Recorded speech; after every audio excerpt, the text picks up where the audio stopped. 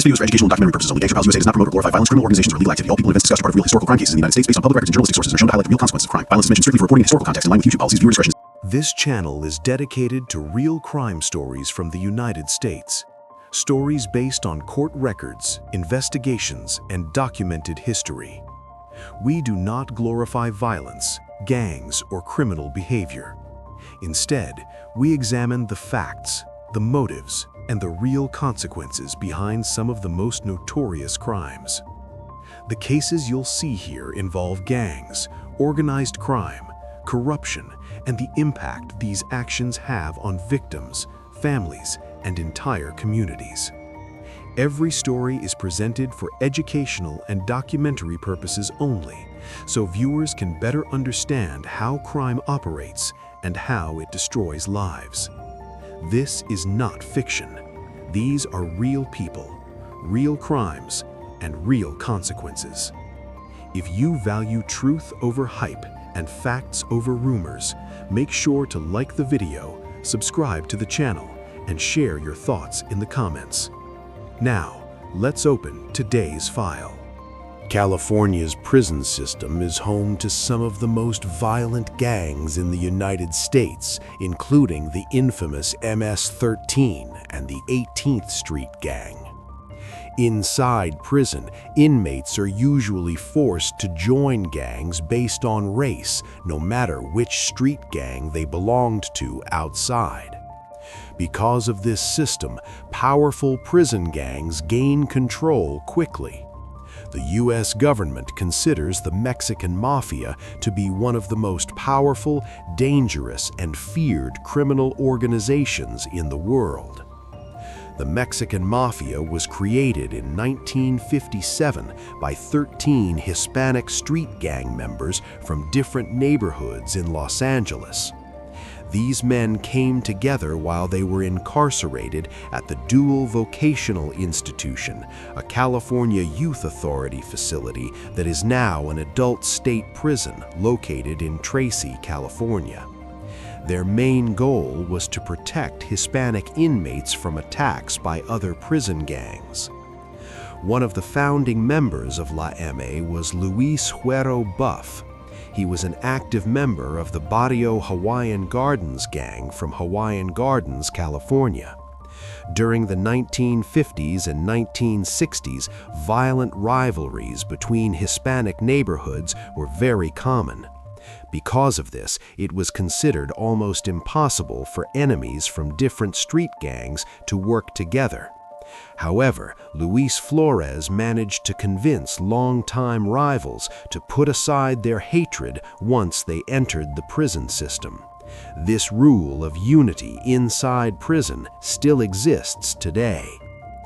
By the time La M was formed, many Hispanic street gangs such as White Fence, The Avenues, Clanton 14, Hawaiian Gardens, Barrio Nuevo Estrada, and Primera Flats had already existed for many years and were well organized. Luis Flores focused on recruiting the most violent and feared inmates in order to build a powerful organization. His plan was to control the black market and dominate illegal activities inside the Deuel prison facility. According to Mexican Mafia member Ramon Mundo, the original goal of the gang was to spread fear throughout the prison system. Members wanted power, respect, and a comfortable life behind bars while serving their sentences. Violence and intimidation were their main tools. The name Mexican Mafia was chosen to show that the group was organized, disciplined, and powerful, similar to the American Mafia. However, the name was later adjusted to avoid direct comparison. The gang's Black Hand symbol was inspired by the Black Hand organizations of the early 20th century, which were known for fear and intimidation. By 1961, the level of violence at Deuel Vocational Institution had become so severe that prison officials decided to transfer several founding La M members to San Quentin Penitentiary, hoping the move would curb their brutality. The plan did not work. When Cheyenne Cadena arrived in San Quentin's lower yard, he was approached by a massive inmate, 6 feet 5 inches tall and weighing nearly 300 pounds, who mocked him by kissing him. A short time later, Cadena returned, calmly walked up to the unsuspecting man and stabbed him to death with a homemade prison knife known as a shiv. Even though more than 1,000 inmates were present on the yard, not a single witness came forward. More killings followed soon after, as Mexican Mafia members worked to build a fearsome reputation inside San Quentin. Their aggressive push for total control angered many other Mexican-American inmates who grew tired of the constant stabbings, murders, and thefts of watches, rings, cigarettes, and anything else of value. In response, some inmates secretly formed a rival prison gang known as Nuestra Familia, meaning our family. The group was established in the mid-1960s at the California Correctional Training Facility in Soledad. While a few early members came from Los Angeles, Nuestra Familia quickly became dominated by inmates from rural areas of Northern California. The Mexican Mafia looked down on Nuestra Familia, dismissing them as weak and calling them farmers or fanmeros. However, tensions exploded in 1968 at San Quentin when a Mexican Mafia soldier known as a soldado stole a pair of shoes from a Nuestra Familia supporter. This single act sparked a massive riot that left 19 inmates stabbed and one La M associate dead. The violent clash became known as the Shoe War, and it firmly established Nuestra Familia as the main rival to the Mexican Mafia. In the early 1960s at San Quentin Prison, Luis Suero Buff Flores and Rudy Cheyenne Cadena introduced a strict blood oath for members of the Mexican Mafia. Before this oath existed, members were allowed to return to their original street gangs after serving time in prison. The new rule changed everything. Once someone joined the Mexican Mafia, the only way out was death. There was no retirement and no separation from the organization. Flores and Cadena also created a formal code of commandments for the gang. One of the main rules required that any new member be sponsored by an existing one. At the time, joining also required unanimous approval from all members, although this policy was later abandoned. Loyalty to the gang was placed above loyalty to family. Members were required to deny the existence of the Mexican Mafia to law enforcement and outsiders, show respect to fellow members, and leave behind any street-level conflicts that existed before incarceration. If a member violated gang policy, the responsibility for carrying out the execution fell on the member who originally sponsored him. La M followed a strict blood-in, blood-out policy. Drawing blood or committing murder was required to join, and anyone attempting to leave would be killed. The rules were absolute. A member could never cooperate with authorities or act as an informant. Cowardice was forbidden. No member was allowed to attack another without approval from leadership. Disrespect toward another member's family was strictly prohibited, including relationships with another member's wife or girlfriend. Stealing from a fellow member was not allowed. Membership was denied to homosexuals, sex offenders, child killers, child molesters, and rapists. Creating division within the organization or plotting against another member was forbidden. Membership was for life, and death was the only exit. Retaliation was mandatory if anyone crossed La M with no exceptions. Vendettas had to be carried out regardless of how long it took, months, years, or even decades. If a member was harmed or killed by police or a rival gang, retaliation had to be immediate, swift, brutal, and deadly. Attacking or killing dropouts and traitors was required.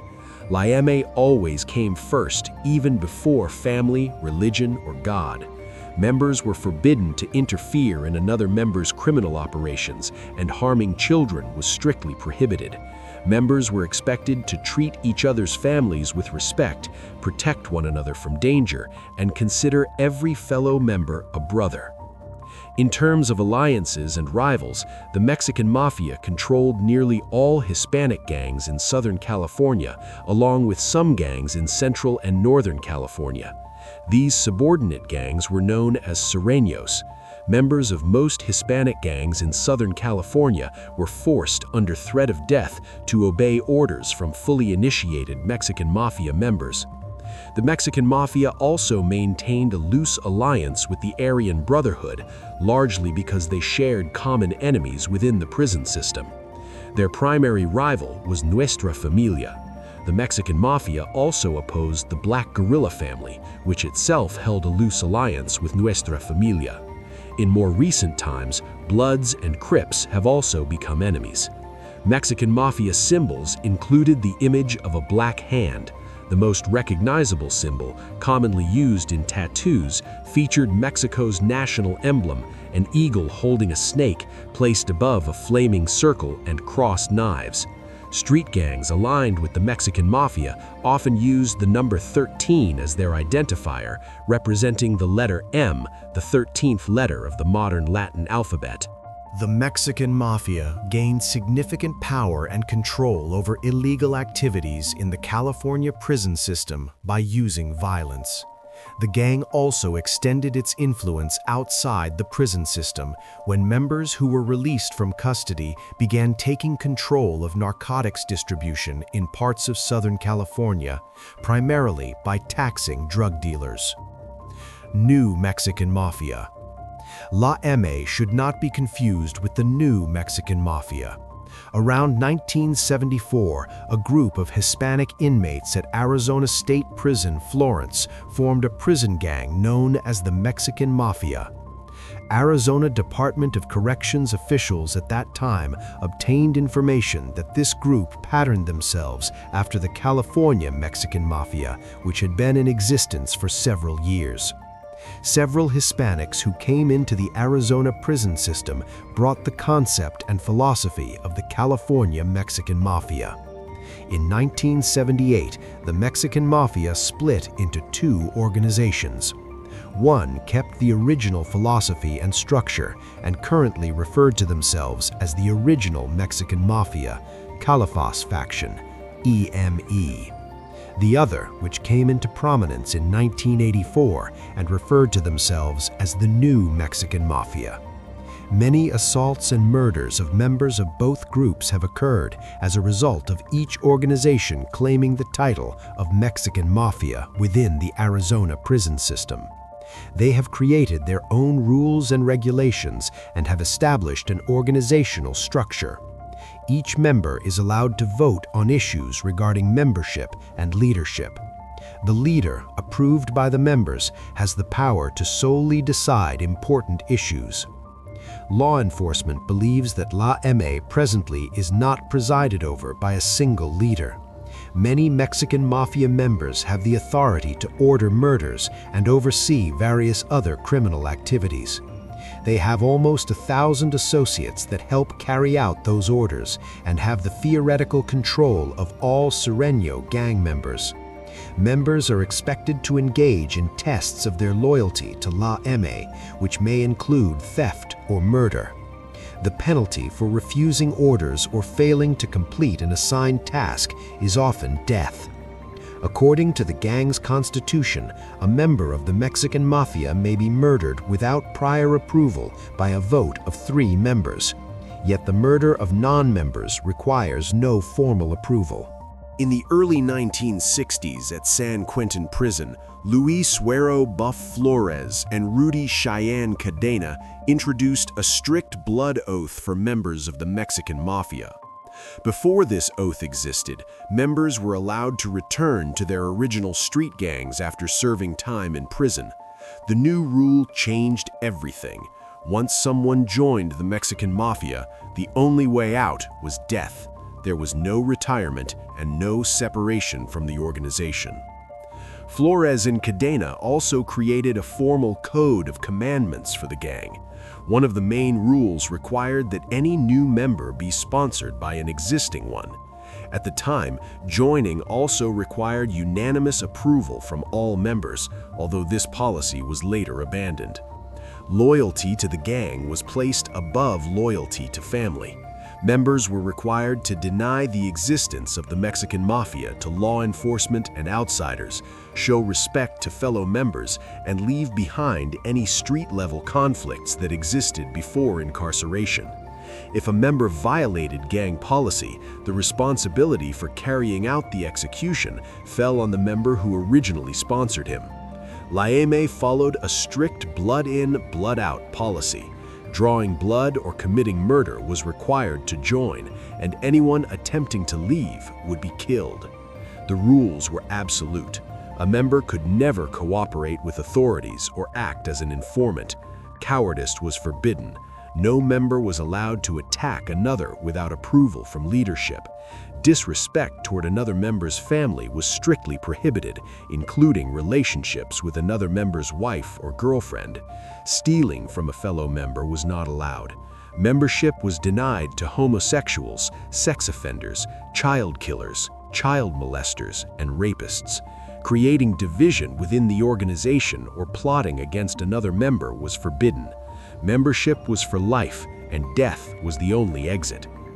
Retaliation was mandatory if anyone crossed Laeme, with no exceptions. Vendettas had to be carried out regardless of how long it took, months, years, or even decades.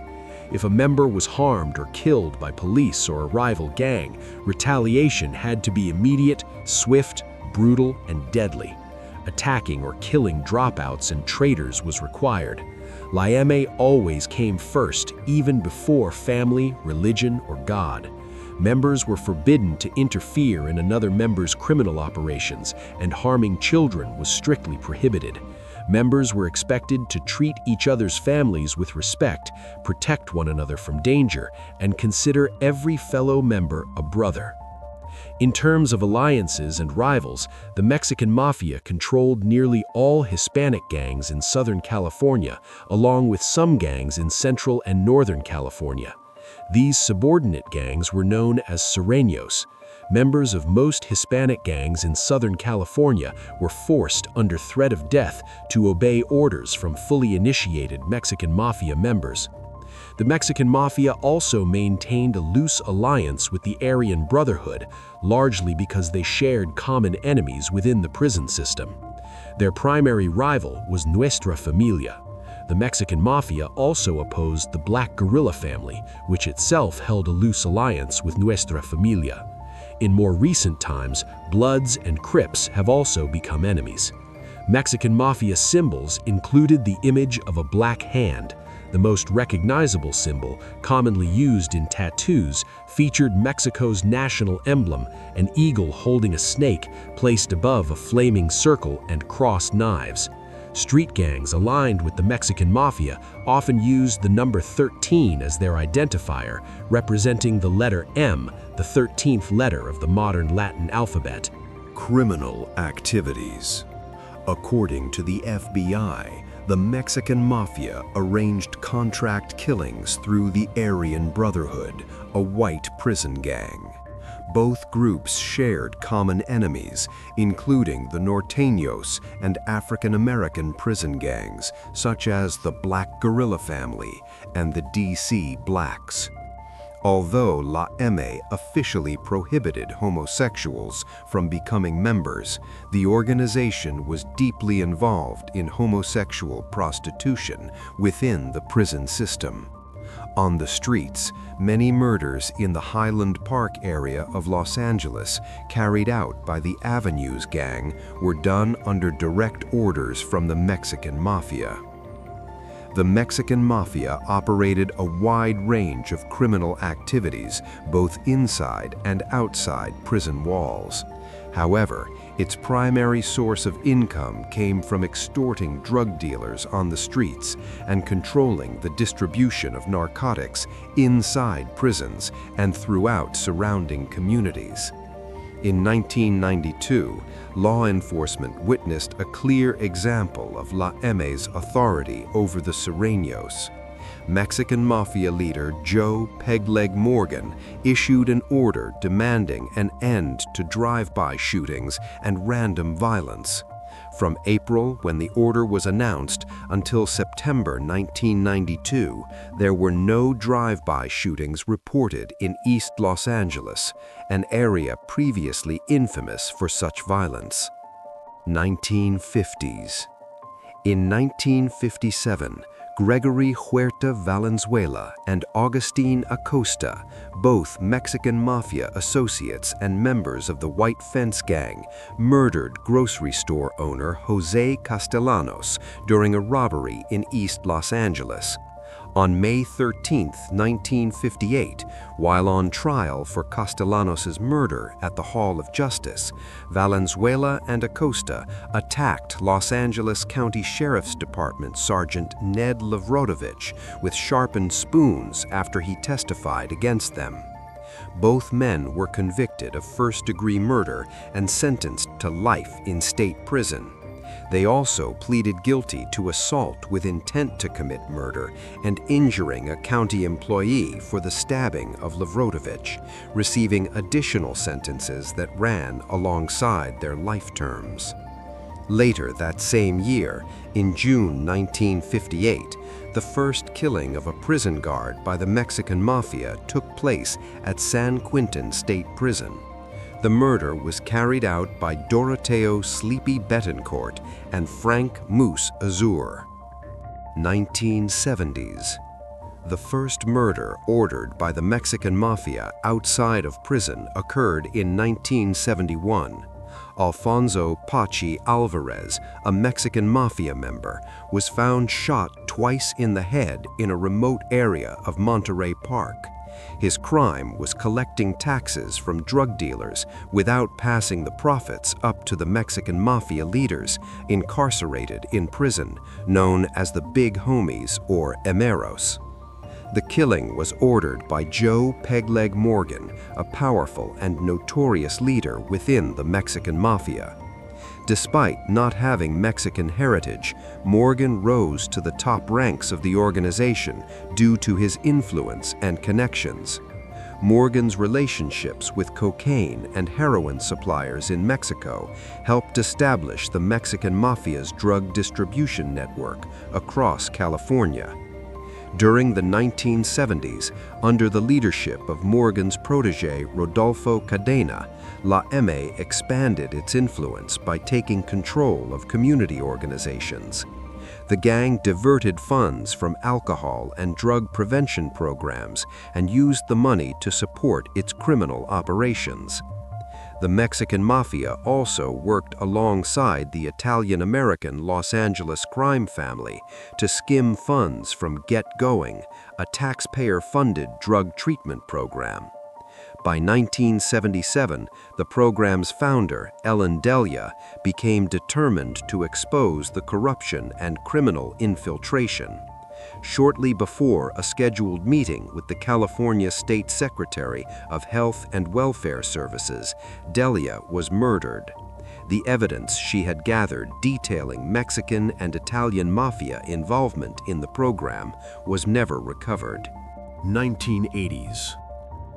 On October 14, 1984, Alfred Arthur Chato Sandoval, a high-ranking member of La M and an Arizona Maravilla gangster, opened fire during a gang-related confrontation at Belvedere Park in East Los Angeles.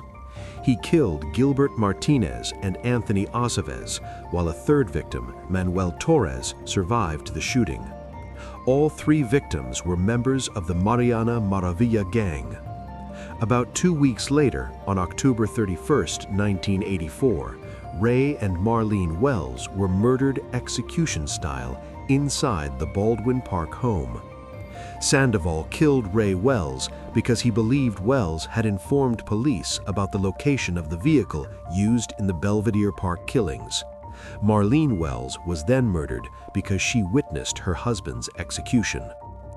Sandoval was convicted in Los Angeles County Superior Court on 4 counts of first-degree murder. He received the death penalty for the murder of Marlene Wells and life imprisonment without parole for the killings of Martinez, Aceves, and Ray Wells. On November 6, 2000, the Ninth Circuit Court of Appeals overturned Sandoval's death sentence, but he remained imprisoned for life without the possibility of parole. On April 26, 1985, Mexican Mafia members and brothers Hector and Ronaldo Ayala, along with a third individual, tied up and executed 3 men, Ernesto Chacho Mendez Dominguez, Marco Zamora Villa, and Jose Luis Cucuy Rositas at the ANZ Auto Repair Shop in the Logan Heights area of southeast San Diego. The victims were allegedly involved in heroin trafficking and had been pressured for $10,000. A fourth victim, Pedro Pete Castillo, survived the attack and later identified the Ayala brothers as the shooters. Ronaldo Ayala was convicted in 1988 of 3 counts of first-degree murder, attempted murder, robbery, and attempted robbery, and was sentenced to death in the gas chamber in 1989. Hector Ayala, tried separately, was convicted on the same charges and also sentenced to death. The third defendant, Joseph Moreno, was acquitted of all charges. 1990s. On July 16, 1991, Mexican Mafia members Benjamin Topo Peters and Rene Boxer Enriquez stabbed fellow La M member Salvador Mon Buenrostro inside the Los Angeles County Jail. Buenrostro survived despite being stabbed 26 times. He was targeted because he had taken a position against Joe Pegleg Morgan during internal disputes within the organization. In 1991, Mexican Mafia member Charles Charlie Brown Manriquez was marked for death after being accused of cowardice for failing to carry out a planned stabbing at Chino State Prison. On March 25, 1992, Manriquez was shot and killed by La M hitman David Smilon Gallardo at the Ramona Gardens housing project in Boyle Heights, Los Angeles.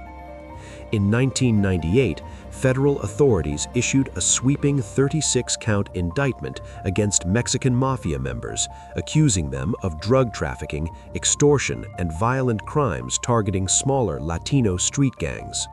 According to prosecutors, the organization maintained control over both state and federal prison systems through violence and intimidation. Members remained fiercely loyal to La M both inside and outside prison, especially in Southern California cities like Los Angeles and San Diego. The gang enforced its authority over Chicano street gangs by threatening violent retaliation against those who resisted its control.